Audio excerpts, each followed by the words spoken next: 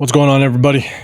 I hope our embarrassing loss on Sunday didn't ruin the rest of your weekend. I hope you guys are at least starting out the week strong and it's treating you well. I'm actually going to hit you guys a little bit with my real game recap of our embarrassing loss, 12-30 to the Chicago Bears. Embarrassing to say the least. I had a chance to look at the stats, kind of take another look at the film, break that down a little bit, and man, I think it's worse than I even thought. But before I get into it, I appreciate you guys checking in. If you could like the video, hit the subscribe button, turn on those notifications. I'm getting close to kind of doing my first giveaway, which I want all you guys to be a part of. So anybody that subscribes, you'll be automatically entered into the giveaway, and turn on those notifications so that you know when I actually announce those giveaways. So I appreciate you guys checking in. I appreciate you coming on this journey with me. But let's go ahead and jump into it. Let's set the table, right? We got a 1-5 Bears team that just came off of a loss. We're going into Chicago, not an easy place to play, but we're coming off back-to-back wins. We had all the momentum. Our team was actually feeling good. Some of us were cautiously optimistic, but based on all the players' reactions to the past couple of weeks, we've been feeling pretty good. Now, there was some controversy because Jimmy G couldn't go. Who was going to get the starting nod? And I'll go over that in just a little bit. But you know, we go in fairly healthy outside of Jimmy G. Nate Hobbs was out. Jacorian Bennett, our rookie corner, was out. So we had some injuries, but Chicago was banged up. You're talking Justin Fields out, an undrafted rookie from a D2 school, his first NFL start, he got the nod. That's who we're going up against. Chicago's first and second string running backs, Khalil Herbert, Roshan Johnson, they were out. They're on their third string running back. Two offensive linemen out. A couple injuries on the defense. I mean, our offense was clearly better than their defense talent-wise, and our defense was clearly better than their offense talent-wise. And guess what? We have our offensive guru as a head coach to top it off. And somehow, some way, in Raider fashion, we end up losing the game. Not losing the game, but getting embarrassed. So it was a tough one to swallow.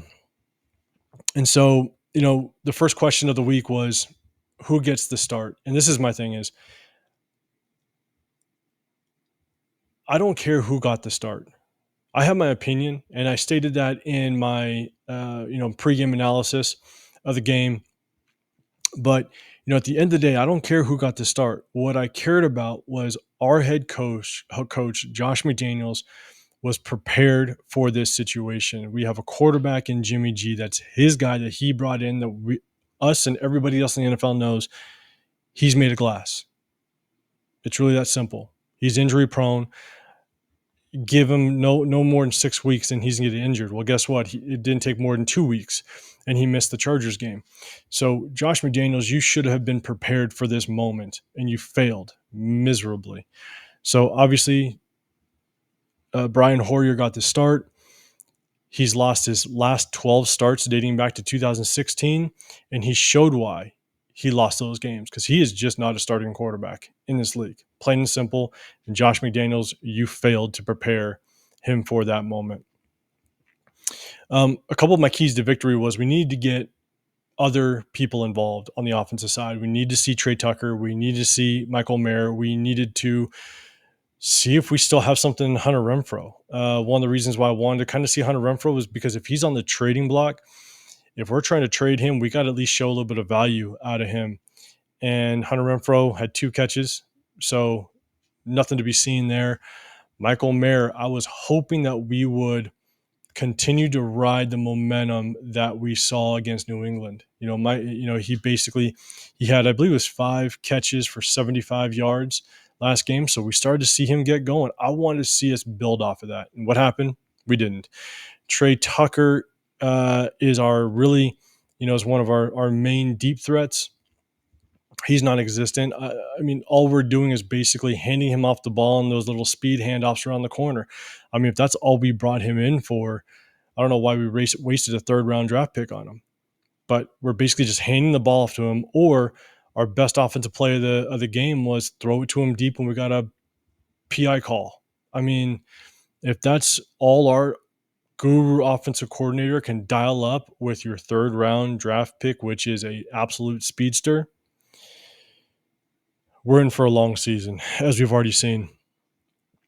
One of the things that I'd say on the defense is, look, the defense had a bad game, but if I could look at one unit, I'd say the interior defensive line probably had the worst. We had a lot of missed tackles, but when Devonta Foreman can get to the line of scrimmage basically untouched on almost 90% of his handoffs, that's a lot. That a lot has to do with the D line.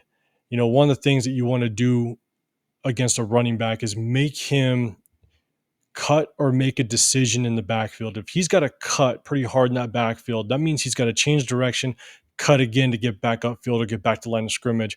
And defenses are so fast in the NFL that you can swarm pretty quickly. So if you can make a running back cut in that backfield, that's half the battle. It's stopping him either in the backfield or at the line of scrimmage.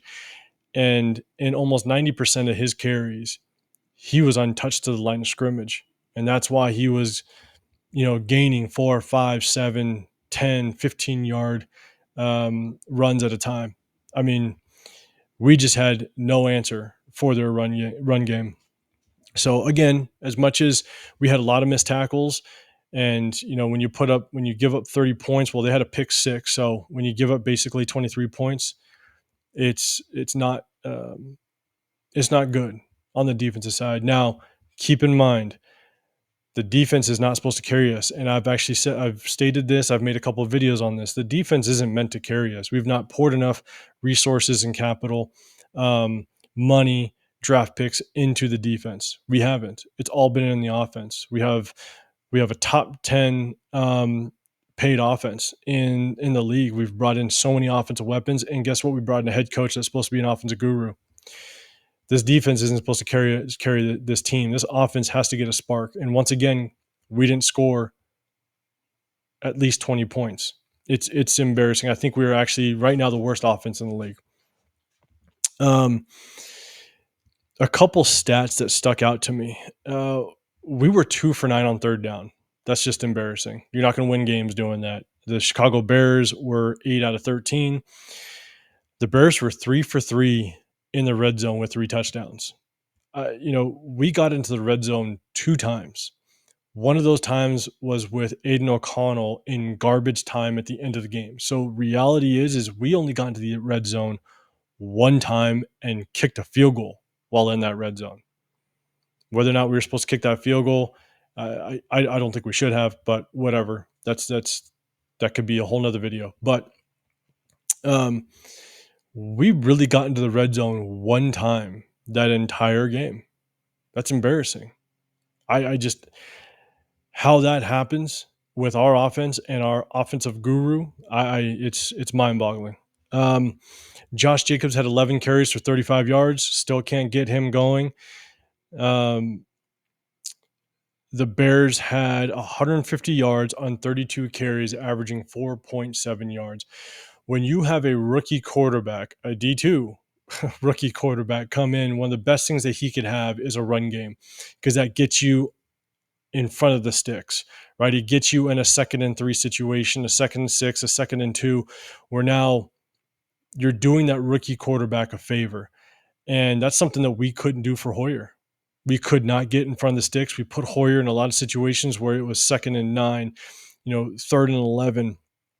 And it shows. We were only 2 for 9 on third down. What we should have done, the Bears did. And it shows on the scoreboard. We lost the turnover battle. We turned it over 3 times. They didn't have a single turnover. They won the time possession battle, which I've been saying for weeks upon weeks now, is that we have to win the time possession battle. We did it against Green Bay. We did it against New England. And our defense stepped up. We gave them some rest. We gave them time to kind of take a look at what the last drive looked like, continue on with their strategies, kind of get their stuff together. But this game, we lost the time of possession battle, and defense kept on the field majority of the game. This was an interesting one. Penalties. We actually won the penalty battle. I mean, one of my keys to victory was don't bail this rookie quarterback out with stupid mistakes, whether it's an offsides penalty on a 3rd and 4 and we give him a first down, or a 3rd and 11 and we do a roughing the passer or a PI call. Don't bail this rookie quarterback out. Well, we didn't. They actually hurt themselves numerous times, whether it was a pass interference, whether it was a holding call, whether it was an offsides call. They got their own quarterback in some situations that he actually battled his way out of. So, you know, they had 9 penalties for 110 yards, and they still put 30 points up on us. That's embarrassing. I mean, to kind of just think of it in that way, it just goes to show just how bad of a game overall we played. And I'll give credit where credit's due. Tyson Bagent, he only had 162 yards. He only had an average pass of about 7 yards. He was 21 of 29, but man, he did what he had to do. He looked calm, cool, and collected the entire game. He looked like a 7-year vet out there.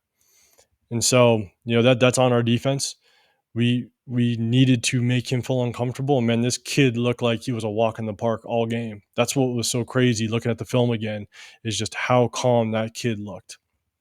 So that's on us. So those were kind of the stats that stuck out to me. One of the things that stuck out to me when watching the film again is I think the body language of our players was horrible. If you look at one play, end of the first quarter, we have the ball. Hoyer throws like a fade route down the left sideline.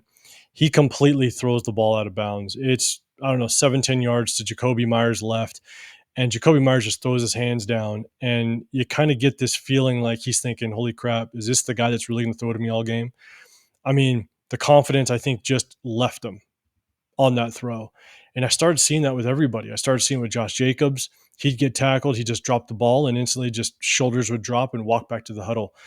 And even when we had some good plays, when Josh Jacobs, I think it was kind of more towards the end of the second quarter, he ripped off about like an 8-9 yard run. Not a single person kind of came up and tried to help him up, or, pat him on the helmet, or was like, all right, let's go. Let's get this thing rolling. Not a single person. And then you look at Marcus Peters. If you've been following anything about our loss this last 24 hours, Marcus Peters, he made some business decisions on some tackle attempts, and he basically olayed guys. He basically just let them run by past him. He put an arm out, kind of tap him on the shoulder, and let him go. I think he's given up. You just, if you take what I saw and just the body language and can imagine what that sideline was like, there was probably zero confidence pretty early in that game. And, I could be wrong, but that scoreboard shows me that we played with basically a lack of enthusiasm, a lack of confidence that entire game. And we've seen this day in and day out, or game in and game out. I just think Josh McDaniels just does not know how to adjust. He's shown it from last year, giving up, really 6 double-digit leads last season, and this year, we'll have one good opening drive and just go flat. That's just been his MO, and that shows me that he just does not know how to adjust. He just doesn't. Defenses are figuring him out pretty quickly. There's been a report on another one of the content creators that I pay attention to here and there.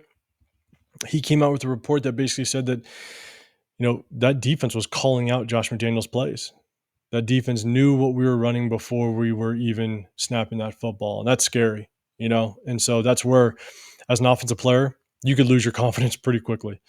So he does know how to adjust. And at the end of the day, when you get beat by a Chicago team that basically had that makeup, right? A ton of injuries, a backup quarterback, D2, undrafted rookie.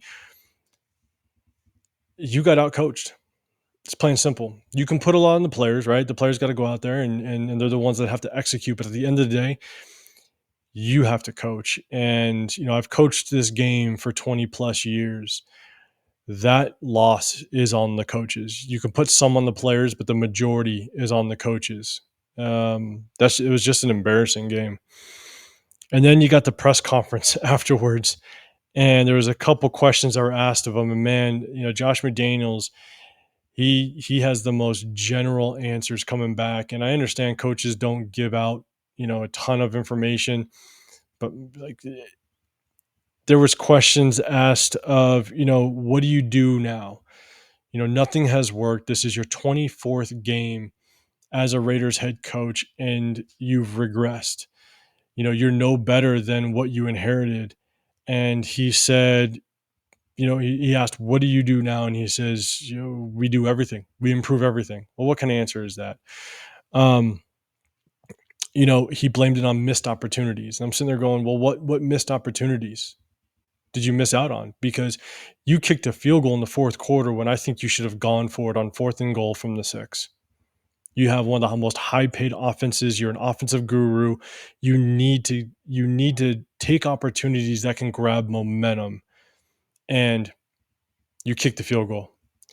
I disagreed with it, but he's the head coach. So, that's kind of my take. In a nutshell, obviously it's embarrassing. It was disappointing, but one of my main questions that I got is, do you think Josh McDaniels has lost this locker room?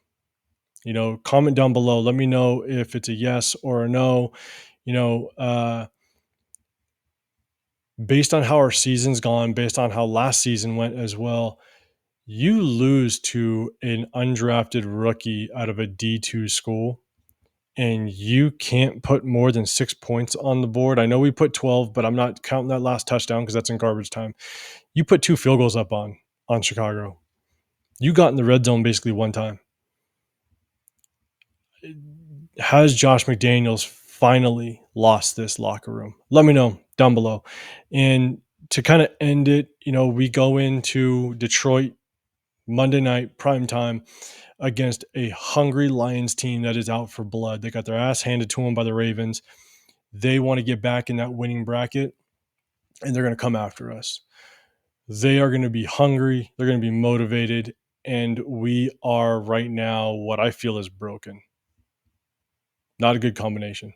So I appreciate you guys sticking with me. This is kind of my real game recap after really taking a look at the film again, taking a look at the stats, and that's kind of my feedback. So I hope you guys keep rolling with me. Again, please like the video, subscribe, hit that notification button, because again, I'm close to wanting to do my first giveaway, and I want you guys to be a part of it, all my subscribers. So hit that notification button. And also, if you can, follow me on social media, Real Raider 805, Instagram, TikTok, Facebook, Twitter, all those fun stuff. So I appreciate you guys. Hope you guys have a great week. I'll be dropping more videos this week, and I hope you guys check in on those. All right, guys, have a great one. I'll talk to you guys later. I'm out.